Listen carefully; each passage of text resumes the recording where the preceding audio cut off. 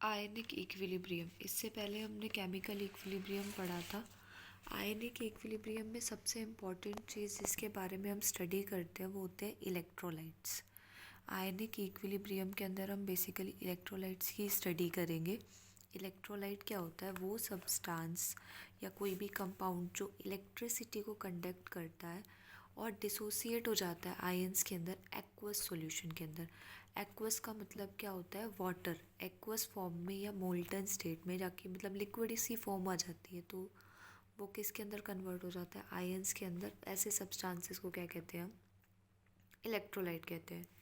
एक सब्सटेंस या कंपाउंड जो कि इलेक्ट्रिसिटी कंडक्ट करता है जब डिसॉल्व किया जाता है किसी भी आयन के अंदर और डिसोसिएट हो जाता है आयन के अंदर जब डिसॉल्व किया जाता है एक्वस से स्टेट में या फिर मोल्टन स्टेट में प्रेजेंट होता है, तो वो। और जिनके एग्जांपल्स क्या होते हैं? एसिड्स, बेस और सॉल्ट, ये इसके एग्जांपल होते हैं इलेक्ट्रोलाइट्स के। अब इसके अंदर यहाँ पे सबसे इम्पॉर्टेंट चीज़ होती है कि टाइप ऑफ इलेक्ट्रोलाइट्स कितने होते हैं। हमारे पास बेसिकली दो टाइप के इलेक्ट्रोलाइट होते हैं, एक तो स्ट्रॉन्ग इलेक्ट्रोलाइट होते हैं और दूसरे कैसे होते हैं? हमारे वीक इलेक्ट्रोलाइट। स्ट्रॉन्ग इलेक्ट्रोलाइट क्या होते हैं? वो सब्सटेंस जो कि कम्प्लीटली डिसोसिएट हो जाते हैं आयंस के अंदर एक्वस सॉल्यूशन के अंदर। आयंस के अंदर 100% डिसोसिएशन जिनका होता है उनको हम स्ट्रॉन्ग इलेक्ट्रोलाइट कहते हैं। और एक्वस सॉल्यूशन मतलब जहाँ भी हम पूरे चैप्टर के अंदर एक्वस वर्ड यूज़ करेंगे, इट मीन्स हम किस चीज़ की बात कर रहे हैं? हम वाटर की बात कर रहे हैं।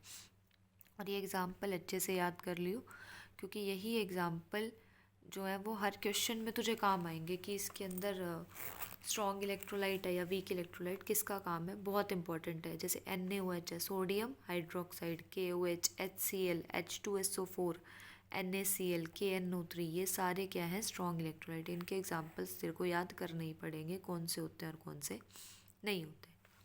अब दूसरा आता है वीक इलेक्ट्रोलाइट।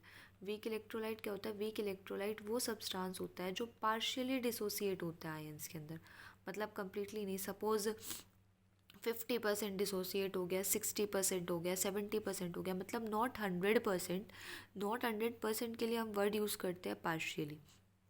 वीक इलेक्ट्रोलाइट वो सब्सटेंस होते हैं जिनको हम जब वाटर में डिज़ोल्व करते हैं तो वो 100% डिसोसिएट नहीं होते, वो 50%, 60% कितने भी हो सकते हैं, बस पार्शियल डिसोसिएशन शो करते हैं।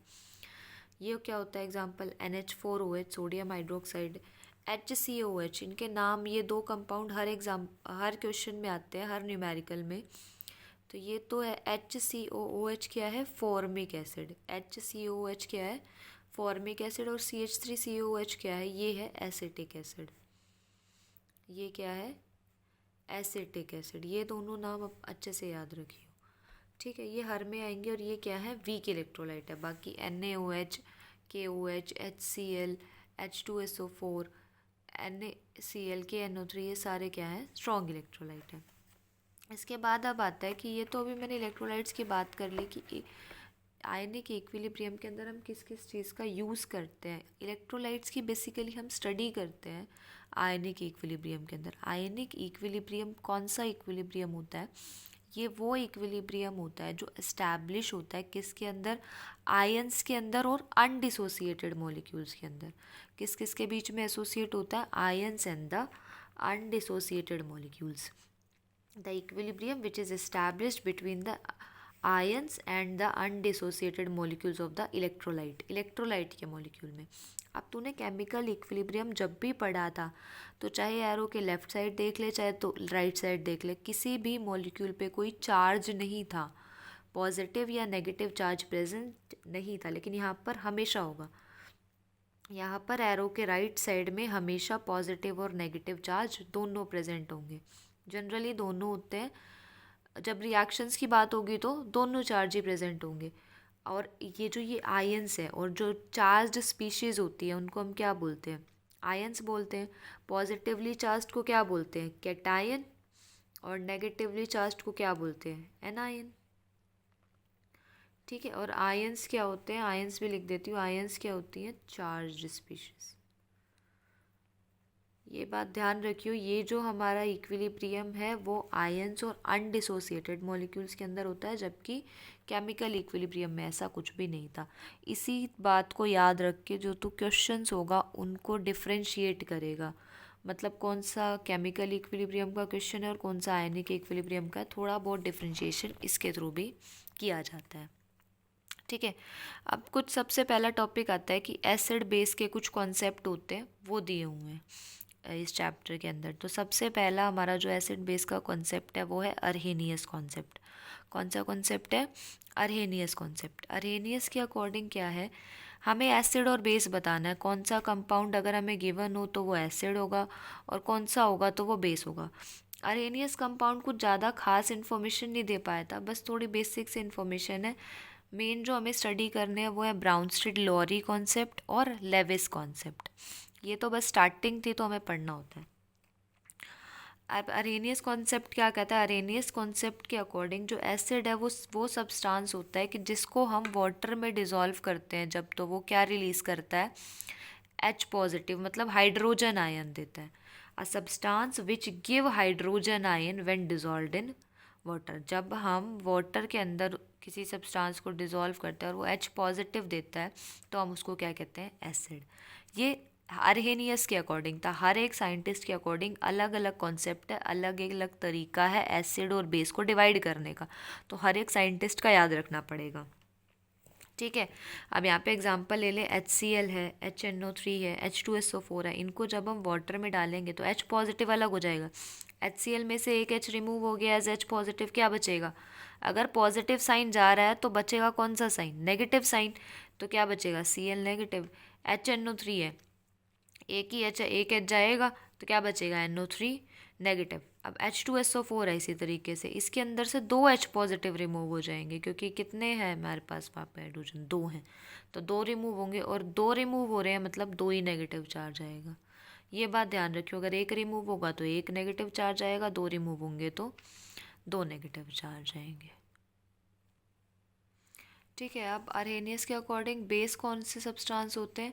अरेनियस के अकॉर्डिंग बेस वो सब्सटेंस होते हैं जो OH negative ion, hydroxide ion को रिलीज़ करते हैं जब उन्हें वाटर में डिज़ोल्व किया जाता है। The substances which releases OH negative ion when dissolved in water is called as a base, according to Arrhenius के अकॉर्डिंग।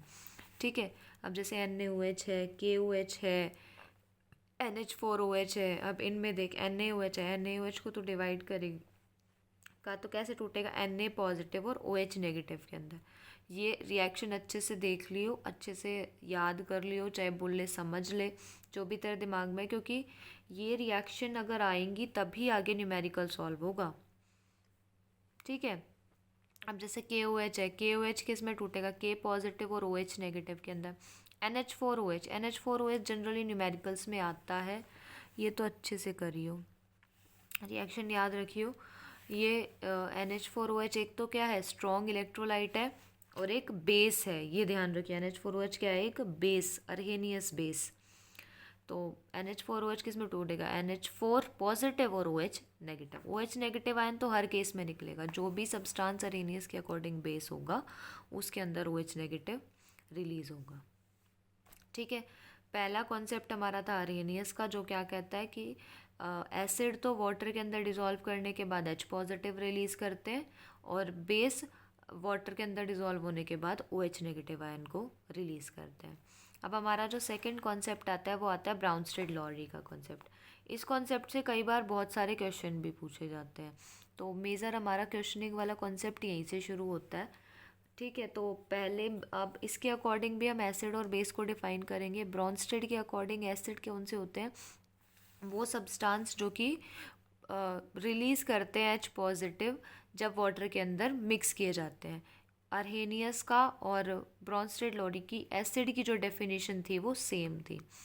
ब्रॉन्स्टेड-लोरी की और अरहेनियस की एसिड की डेफिनेशन सेम थी। ठीक है, the substances acids are the substances which have a tendency to release proton. H positive को हम प्रोटोन भी बोलते हैं, तो इन वाटर जिनकी टेंडेंसी होती है। इसीलिए अब हम यहाँ पे प्रोटोन डोनर, मैंने प्रोटोन इससे लिखा क्योंकि आगे ब्रोंस्टेड लॉरी कंसेप्ट में जो एसिड्स होते हैं उनको हम क्या कहते हैं, प्रोटोन डोनर। ब्रोंस्टेड लॉरी के जो एसिड्स होते हैं उनको हम बोलते हैं प्रोटोन डोनर। ठीक है, एग्जाम्पल क्या, HCl वाटर के अंदर रिलीज होगा, वाटर में मिक्स किया जाएगा तो क्या बनेगा, H3O पॉजिटिव और Cl नेगेटिव। ये क्या है, एक एसिड है, एसिड के अंदर वाटर डालेंगे तो क्या होगा, H3O पॉजिटिव और Cl नेगेटिव बाहर निकल जाएगा। अब बेस, पहला हमारा एसिड था, दूसरा क्या है हमारा बेस। अब ब्रोंस्टेड लोरी के अकॉर्डिंग बेस वो सब्सटेंस होते हैं जिनकी टेंडेंसी होती है एक्सेप्ट करने की H पॉजिटिव, कुछ भी डोनेट नहीं करते, ये H पॉजिटिव को अपने साथ एक्सेप्ट कर लेते हैं, इसीलिए इनको क्या कहा जाता है, प्रोटोन एक्सेप्टर। और एसिड्स को क्या कहा जाता है, प्रोटोन डोनर। याद रखियो ये वर्ड ब्रोंस्टेड लॉरी, लेकिन ये भी ध्यान रखियो सिर्फ ब्रोंस्टेड लॉरी एसिड्स को हम क्या कहते हैं, प्रोटोन डोनर, और ब्रोंस्टेड लॉरी बेस को हम क्या कहते हैं, प्रोटोन एक्सेप्टर। ठीक है, अब जैसे NH3 है, NH3 एक बेस है, ये वाटर है, वाटर के साथ रिएक्ट करेगा तो एक H पॉजिटिव को एक्सेप्ट कर लेगा। यहाँ पे दो है हमारे पास, एक ले लेगा तो क्या बनेगा, NH4, साथ में एक H पॉजिटिव लिया तो एक पॉजिटिव साइन, NH4 पॉजिटिव, इसके पास क्या बचेगा, एक ऑक्सीजन बचेगा, एक हाइड्रोजन OH, और OH हमें पता है OH नेगेटिव की फॉर्म में एग्जिस्ट करता है, दैट इज हाइड्रोक्साइड आयन। अब इसी के साथ साथ एसिड कौन से सब्सटेंस होते हैं, बेस कौन से सब्सटेंस होते हैं। ब्रोंस्टेड लॉरी ने एक और आइडिया भी दिया था एम्फोटेरिक सब्सटेंसेस का, किसके बारे में, उन्होंने हमें इन्फॉर्मेशन दी थी एम्फोटेरिक के बारे में। एम्फोटेरिक की डेफिनेशन आ जाती है कई बार, तो ध्यान से देख। अब अभी मैंने बताया कि एसिड वो होते हैं जिनकी टेंडेंसी होती है क्या करने की, डोनेट करने की अब प्रोटोन को, और जो बेस होते हैं उनकी क्या टेंडेंसी होती है, प्रोटोन को एक्सेप्ट करने की। लेकिन एम्फोटेरिक सब्सटेंसेस कौन से सब्सटेंसेस होते हैं, वो सब्सटेंस जिनकी टेंडेंसी होती है एक्सेप्ट करने की भी और डोनेट करने की भी। वो H पॉजिटिव को ले भी सकते हैं, एक्सेप्ट का मतलब होता है लेना और डोनेट का मतलब होता है देना। वो H पॉजिटिव को ले भी सकते हैं और H पॉजिटिव को दे भी सकते हैं। The substances which have a tendency to accept और to donate the H positive ion, that is, इसका मतलब क्या होता है कि ये दोनों की तरह एक्ट कर सकते हैं, as acid as well as base.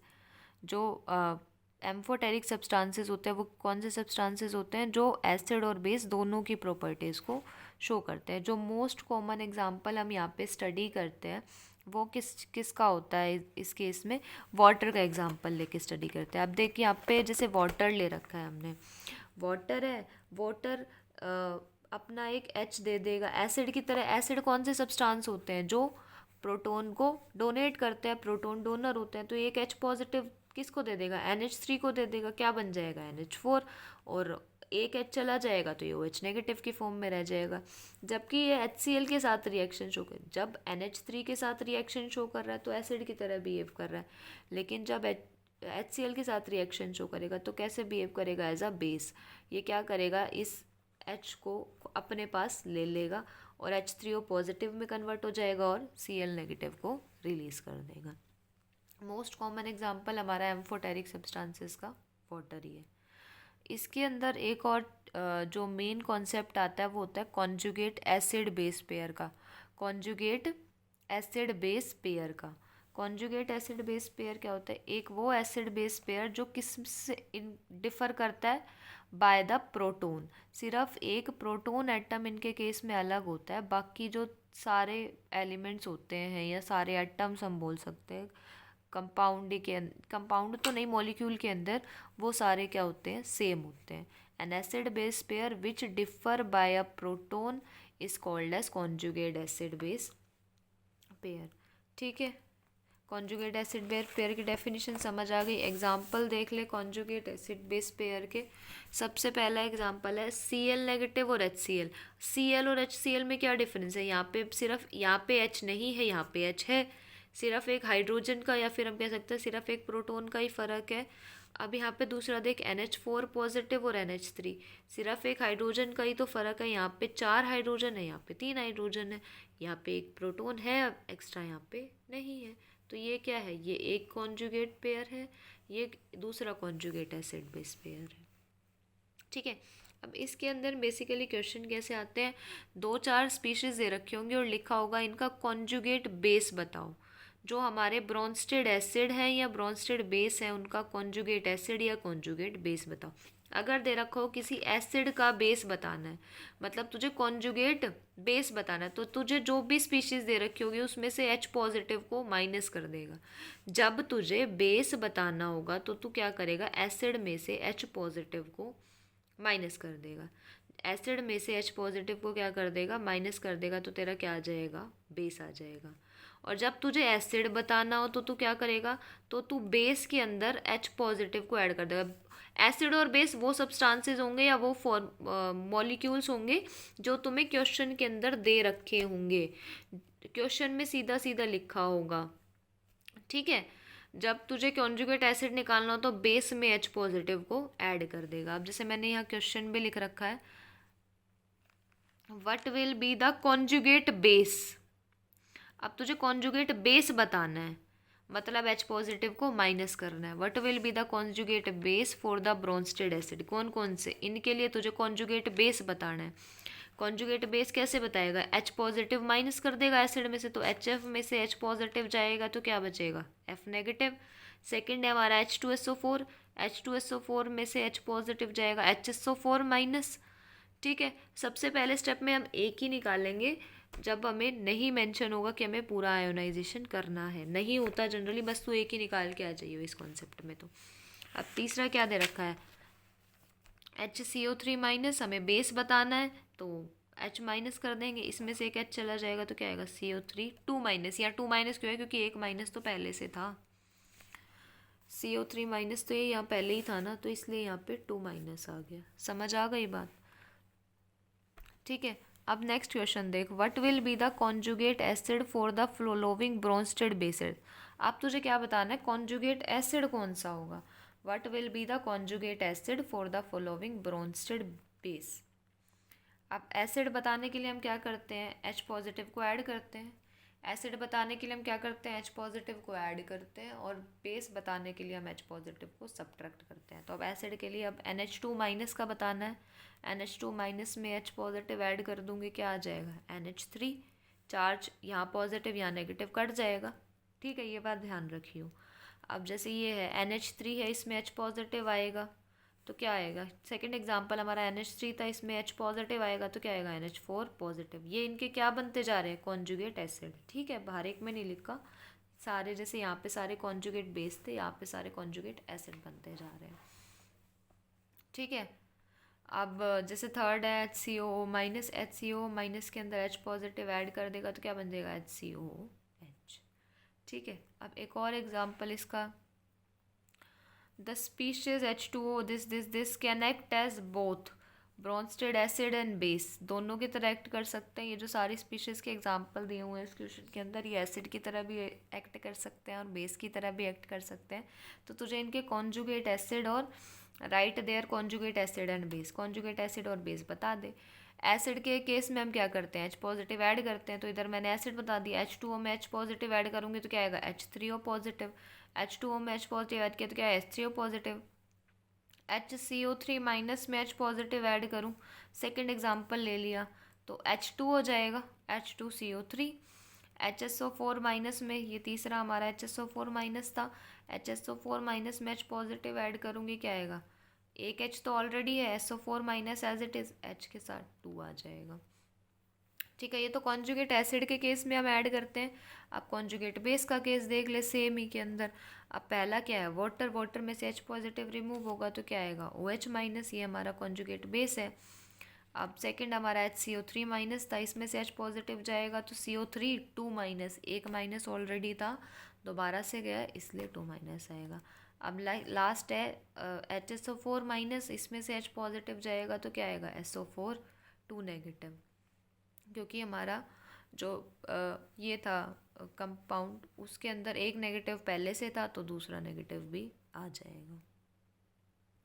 ठीक है, ये सारे तो हमारे वो क्वेश्चंस थे जो किस पे बेस्ड थे, ब्रोंस्टेड लॉरी कॉन्सेप्ट पे। अब इसके बाद हम कौन सा कॉन्सेप्ट पढ़ेंगे, लेविस कॉन्सेप्ट।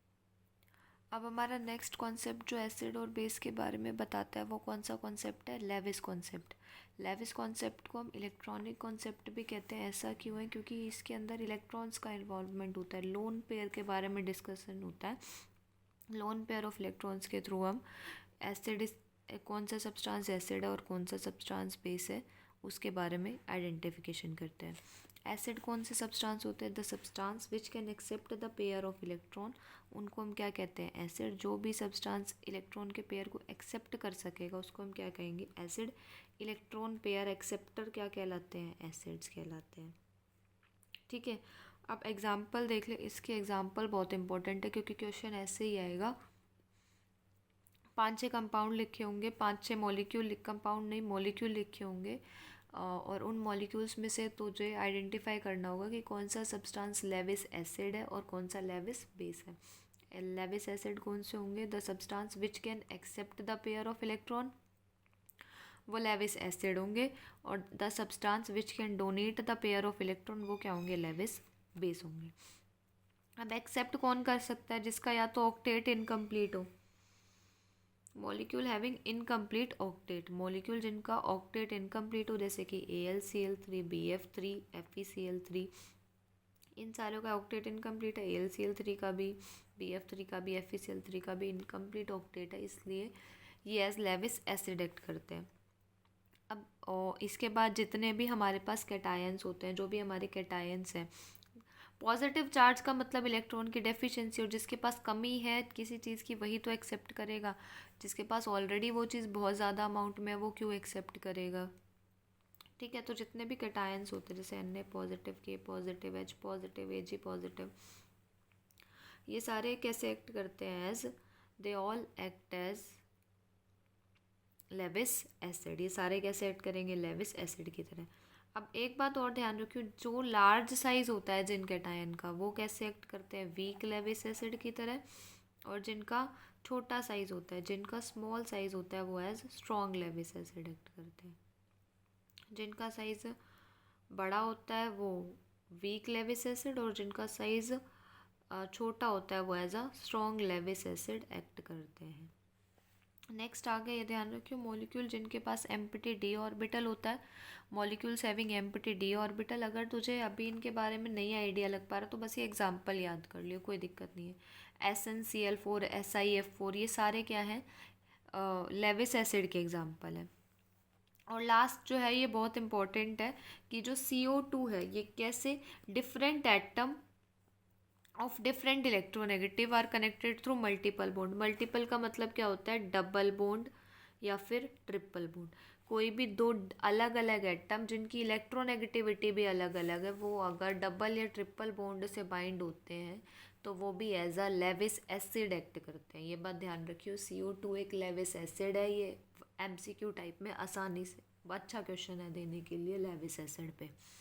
ठीक है, अब अगला आता है लेविस बेस। लेविस बेस कौन से होते हैं? The substance which can donate the pair of electron, electron pair donor कहा जाता है। लेविस बेस को क्या कहा जाता है? Electron pair donor. और लेविस एसिड को क्या कहा जाता है? Electron pair acceptor. ये बात याद रखियो। अब लेविस एसिड के तो थोड़े ज़्यादा एग्जाम्पल थे, लेकिन लेविस बेस तो सीधा है। डोनेट कौन करेगा? जिसके पास खुद के पास ज़्यादा होंगे।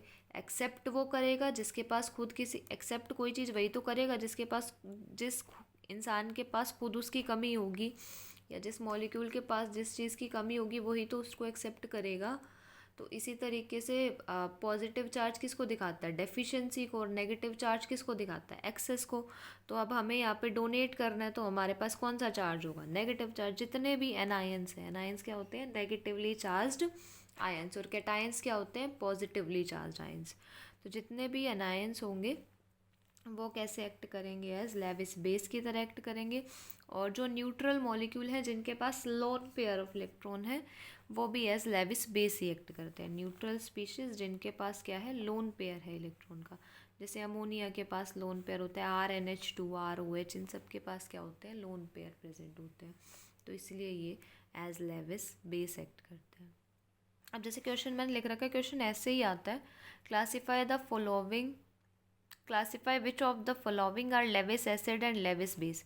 जैसे H3O पॉजिटिव, पॉजिटिव चार्ज वाला एसिड में रख दे, सीधा पॉजिटिव चार्ज वाला एसिड में। CH3NH2 अभी अभी दिखाया था, RNH2, R यहाँ पर ध्यान रखियो, यहाँ पर भी और यहाँ पर भी। ये कोई भी एल्काइल ग्रुप हो सकता है। अभी मैंने एल्काइल ग्रुप तेरे को IUPAC नोमेनक्लेचर में बताया था। एल्काइल ग्रुप क्या होता है, जो मिथाइल, इथाइल, ये सारे ग्रुप्स होते हैं वो एल्काइल ग्रुप्स होते हैं। ठीक है, अब BF3 मैंने बताया था इलेक्ट्रॉन डेफिशिएंट है, इनकम्प्लीट ऑक्टेट होता है। NH4 पॉजिटिव आ गया, लेविस एसिड, नेगेटिव आ गया लेविस बेस, पॉजिटिव आ गया लेविस एसिड, नेगेटिव आ गया Lewis base, CH3CO minus, negative आ गया लेविस बेस। वाटर के पास ऑक्सीजन पे लोन पेयर ऑफ इलेक्ट्रॉन होते हैं, तो क्या होगा, Lewis base. Negative charge Lewis base, AlCl3, इसका जो है ऑक्टेट था वो क्या था, इनकम्प्लीट था, तो क्या होगा, लेविस एसिड। SiCl4, इसके पास क्या होता है, वैकेंट डी ऑर्बिटल होता है। अब ये ध्यान रखियो, यहाँ पे Cl4 भी हो, Br4 हो, I4 हो, F4 की जगह ClBri, कोई भी हेलाइड हो, सारी की सारी किस में आएंगी, लेविस एसिड की कैटेगरी में आएंगी। ठीक है, यहाँ पर हमारा एसिड बेस का कॉन्सेप्ट खत्म होता है। इससे 3 नंबर का क्वेश्चन ऐसे बन सकता है कि ब्रॉन्स्टेड लोरी के कॉन्जुगेट बेस पूछ लेंगे और लेविस कॉन्सेप्ट के भी पूछ लेंगे, तो सर ने अलग से लिखवा रखा है, इसका मतलब दिया होगा, इसीलिए ये कॉन्सेप्ट मैंने इतना ज़्यादा एक्सप्लेन किया, अदरवाइज़ नहीं करती। अब अगला हम ये पढ़ेंगे कि डिग्री ऑफ डिसोसिएशन क्या होता है। यहाँ से मेजर न्यूमेरिकल पोर्शन इस चैप्टर का स्टार्ट हो जाएगा। अब थ्योरी बहुत कम है, बस थोड़ी सी एक छोटी सी डेरिवेशन आएगी, बाकी कुछ नहीं आएगा। ठीक है, अब इसमें हम पढ़ेंगे डिग्री ऑफ डिसोसिएशन या आयोनाइजेशन कांस्टेंट किसी भी एसिड के लिए या बेस के लिए। ये बात ध्यान रखियो, एसिड हो चाहे बेस हो, तरीका बिल्कुल सेम रहेगा, बस कांस्टेंट की जो नाम होगा, जैसे के है, Ka हम डिनोट करते हैं डिसोसिएशन कांस्टेंट फॉर एसिड के लिए, तो बेस के लिए हम डिनोट करेंगे Kb, that would be the dissociation constant for base. अब वीक एसिड ले लिया मैंने, CH3COH, that is acetic acid, मैंने तेरे को पहले भी बताया था। CH3COOH, ये क्या होता है, हमारा एसिटिक एसिड होता है। इनके नाम ध्यान रखियो, क्योंकि क्वेश्चन के अंदर कई बार नाम आ जाते हैं और फिर आता वाता क्वेश्चन गलत हो जाता है कि एसिटिक एसिड का तो स्ट्रक्चर ही नहीं पता। ठीक है, अब इनको क्या होता है, मैंने अभी बताया, जब भी हम एसिड और बेस की कैटेगरी करेंगे तो हम किसके बारे में बात करते हैं, एक्वस सॉल्यूशन। एक्वस मतलब वाटर के सॉल्यूशन के अंदर, तो इसको जब हम वाटर में डिजोल्व करेंगे तो क्या होगा, ये अपना एसिड है तो H पॉजिटिव रिलीज कर देगा, चाहे वो अरहेनियस का कॉन्सेप्ट था, चाहे वो ब्रॉन्स्टेड लोरी, एसिड तो वही है जो H पॉजिटिव रिलीज करेगा।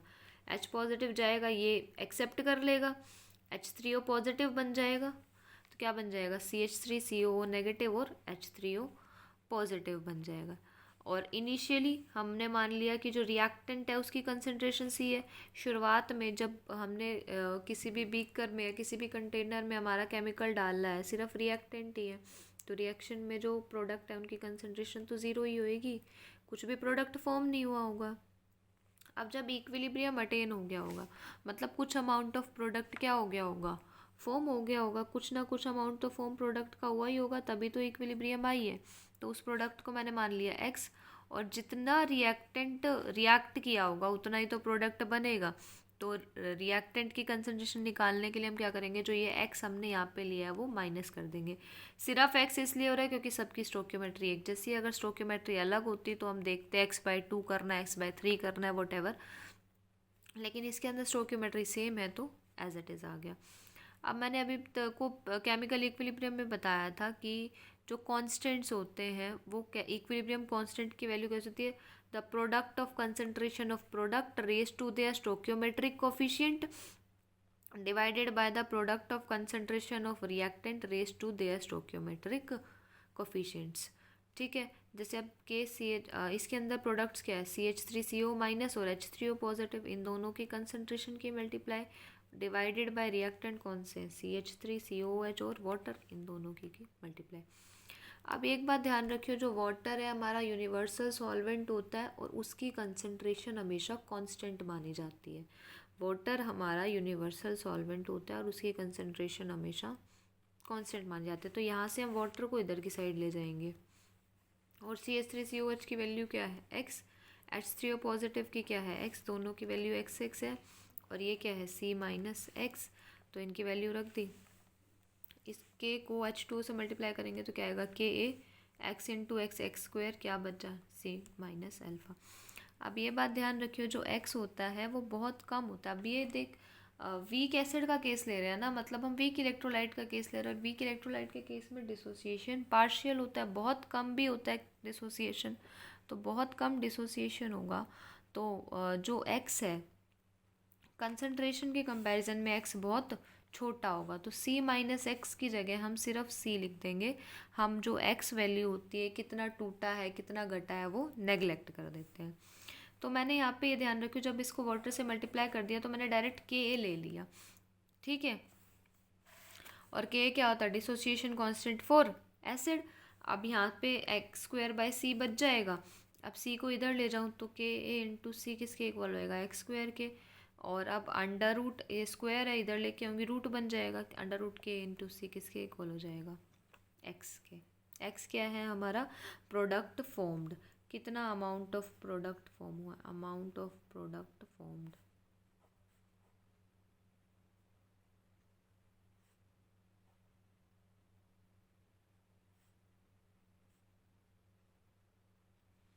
ठीक है। अब in case of a weak base, अगर वीक बेस का केस ले ले तो हम Ka को Kb से रिप्लेस कर देंगे। और ये Kb क्या है, डिसोसिएशन कांस्टेंट फॉर बेस। क्या है Kb, dissociation constant for base.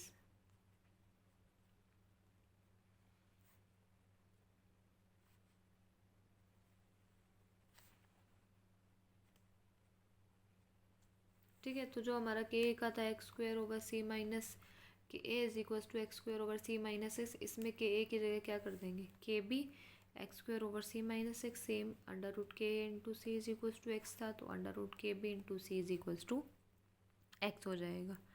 ठीक है, ये है हमारा डिसोसिएशन का जो फॉर्मूला है, या डिराइव कैसे करेंगे। हर एक क्वेश्चन में सेम स्टेप्स यूज़ होंगे, इसीलिए कराया, कोई जल्दबाजी मत मारियो, ठीक है। अब देख, वीक इलेक्ट्रोलाइट्स के आयोनाइजेशन के लिए एक और लॉ भी दिया गया था, जिसको हम क्या कहते हैं, ऑसवर्ड्स डाइल्यूशन लॉ।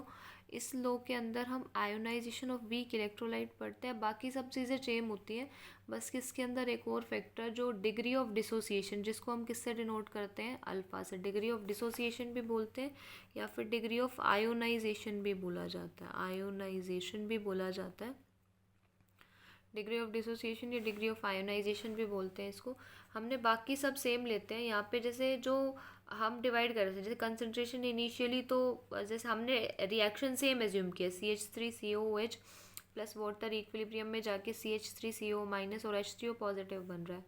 इनिशियली C, इनकी ज़ीरो, यहाँ पर हम CC ले रहे थे और 1 माइनस C ले रहे थे, लेकिन यहाँ पे हम क्या लेंगे, C माइनस सी, जो हमारा C अल्फ़ा है, यहाँ पे हम C के साथ कंसंट्रेशन के साथ अल्फ़ा को भी, यहाँ पे हम XX ले रहे थे खाली, यहाँ पर हम क्या करेंगे, C अल्फ़ा लेंगे। C अल्फ़ा क्यों लेंगे, अल्फ़ा हमें कितना डिसोसिएशन हुआ है उस डिग्री को बताएगा, उस अमाउंट ऑफ डिसोसिएशन या एक्सटेंट ऑफ डिसोसिएशन को बताएगा, तो हम C अल्फ़ा लेंगे। हम क्वेश्चन में सॉल्व करते टाइम भी C अल्फ़ा ही लेंगे, ध्यान रखिए।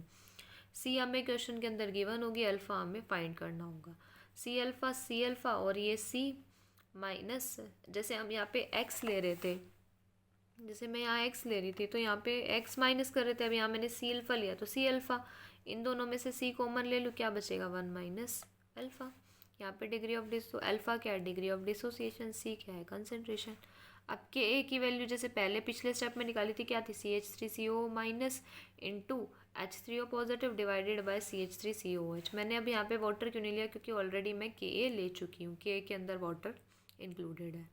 ठीक है, अब इनकी वैल्यू रख दे, C alpha C minus C alpha, तो वही है, एक C से एक C कट जाएगा, C alpha square over 1 minus alpha, 1 minus alpha. ठीक है, ये वाला जैसे मैंने यहाँ पे नेक्स्ट करके दिखा दिया। ठीक है, अब यहाँ पे वीक इलेक्ट्रोलाइट के केस में जो डिग्री ऑफ डिसोसिएशन है वो बहुत कम होता है, जैसे मैंने पहले कहा था कि, तो इसी तरीके से पहले हम किसको नेगलेक्ट कर रहे थे, एक्स को नेगलेक्ट कर रहे थे, हमने एक्स लिया, तो अब हम यहाँ पे अल्फ़ा ले रहे हैं, तो हम किसको नेगलेक्ट कर देंगे, अल्फ़ा को नेगलेक्ट कर देंगे यहाँ पे 1 के कंपैरिजन में। तो हमारा 1 माइनस अल्फ़ा किसके इक्वल हो जाएगा, अप्रोक्सीमेटली 1 के इक्वल। तो K a is equal to C alpha square, K a किसके इक्वल आ जाएगा, सी अल्फ़ा स्क्वायर। अगर मैं के ए को सी से डिवाइड कर दूँ किसके इक्वल आएगा, अल्फ़ा स्क्वायर। किसके इक्वल आएगा, अब ये यहाँ पे स्क्वायर है, राइट हैंड साइड में जाएगा, क्या बन जाएगा, रूट। अल्फ़ा किसके इक्वल होगा, अंडर रूट के ए अपॉन सी के।